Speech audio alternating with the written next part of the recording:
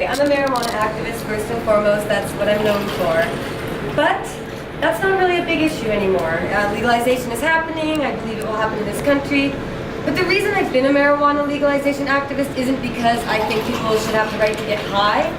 It's because government uses marijuana prohibition to harm peaceful people. It's a law that takes families apart, it puts peaceful people in prison, and it spends billions of our tax dollars to do so, when instead they should be putting children through university and helping the rest of our citizens get the health care and everything else we need. So legalization activism for me isn't about getting high, it's about justice. It's about what's right. And that's why when I get involved in politics, and I've run before, I speak on a range of issues. Again, I'm mostly known for marijuana activism, but I speak about the environment. I'm a BC Green Party member. I've run with the BC Greens twice. I care about our policing and our prisons. I think we have a serious crisis with a lot of money being wasted, again, to ruin lives instead of helping raise people up. And I believe that the Harper government has done so much harm to this country, from science to schools to arts and the oceans and lakes, and the ways that even our democracy is being dismantled, that Elections Canada cannot tell people to go vote. To me, that's despicable and horrible and shameful. And as many Canadians feel, our position in the world is falling.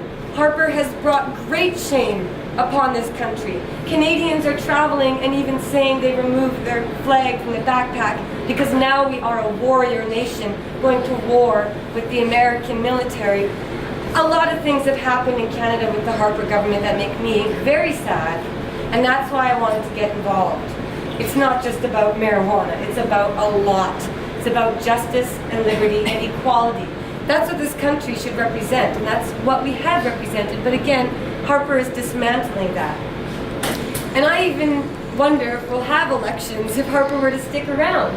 The way that he, again, dismantles Elections Canada, they're not allowed to investigate fraud. I mean, no wonder people don't vote. No wonder they're discouraged. No wonder people my age find it difficult to care. They feel it's corrupt. They feel that their vote doesn't count. But we know, as Mary pointed out, 10 votes can count, 300 votes can count.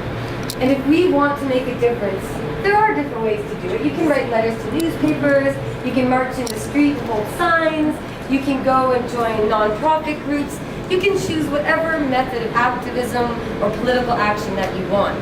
But when it comes to laws and this country and the way that we all live, that's governed by our politicians. That's governed by the people we elect to represent us. And right now, I don't feel that our representation is really fair. And we need more liberals in this government to replace the Harper Conservatives. You know, I feel that women have a very important role because, going back to my main issue, marijuana prohibition, historically with alcohol prohibition, women were the ones who were able to get it illegal. Women rallied together and said, no lips that touch liquor shall touch ours. You know, they wanted to protect the children, protect society, protect communities, because women are the nurturers. We care, we're compassionate, we're compelling, we can convince people. Usually men just say yes because we get our way. And we need to do that because we have a strong voice. We are able to rally people. But it can be difficult for women, being the caretakers, expected to take a lot of the burden and work. But women can get involved and they can make a difference. And we should be half of the representation. And when I think of my own foray into politics, I was inspired by many women, many female political leaders, and I won't name parties because I'll be quite frank, I'm a brand new liberal. I'm not a liberal insider. I just joined the party somewhat recently. And I want to be an example to young women and young men and people of all ages that you don't need to be an insider. You don't need to be connected. You don't have to be rubbing shoulders with the political elite to try and have a say and make your name be part of the process. All you have to do is show up. People who make a difference are the people who show up. And Harper and the Conservatives, they showed up. They get their people to show up. Unfortunately, with the Conservatives, that's a lot of yes sir and no questions. They're very obedient. Whereas more open-minded liberal type people want to debate issues, talk about it, change our policies to reflect the times. You know, when I think of the Liberal Party, I think of a party that listens. And when I think of Trudeau, it's someone who's willing to talk. And the Conservatives are entirely closed off. Harper is entirely hidden away. We will never see him on the street.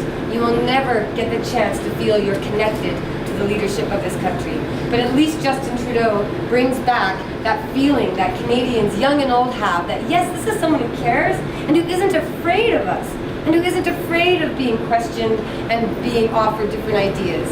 Trudeau changed his mind on a few different issues, and that's great.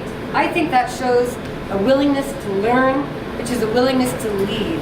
Because when you're like Harper and the Conservatives and you have your idea and you just bully your way through and you smash your opposition and you're cruel and you punish those who question you or even raise any doubt, that kind of leadership makes people sick after a while. And that's why this country is so anxiously looking for change. And that's why I believe the Liberal Party is gaining the support and gaining the people joining up to be members and to run in the nomination process. So that's something that's inspiring. And I think we can reach a lot of Canadians, and especially women, because I know just through my own activism work, a lot of young women are very inspired, but they're shy. They feel like they shouldn't speak up. But I want to encourage them, yes, you need to speak up. Be like me if you want, and go on the street and march with a sign, or go on TV and make your comments, or run for office. But always do something to show up, because those are the people who make a difference. And one last thing I try to say to people when they say voting doesn't matter, voting, I don't want to do it, I ask them this. If elections were canceled forever and you were told you would no longer be allowed to vote, would you be upset? If your answer is yes, then vote. Get involved. Use your right before you lose the right. Because with someone like Harper in charge, it's scary. And I'd love to see Justin Trudeau as our Prime Minister. So thanks for coming.